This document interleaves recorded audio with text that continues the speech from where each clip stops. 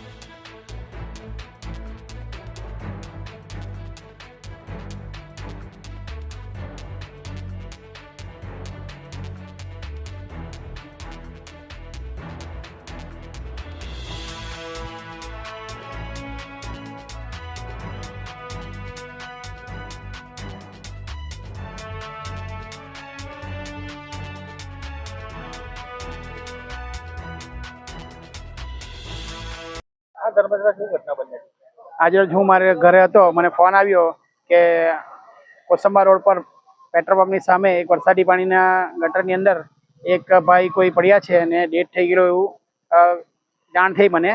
એટલે હું અહીંયા આવી તપાસ કરતા કોઈક ભાઈની બોડી અહીં ડેડ બોડી દેખાઈ હતી. ત્યારબાદ મેં સિટી પીઆઈને ફોન કર્યો. એમણે જાણ કરતા એવો અહીં ગાડી મોકલાવી. પછી આજુબાજુના વિસ્તારમાં તપાસ કરતા આપણે રણછોડાઈ સોસાયટી ભગલાવાડમાં આવેલી રણછોડાઈ સોસાયટીમાં રામજીભાઈ ટંડેલ એમની ડેડ બોડી હોવાનું માલુમ પડ્યું છે.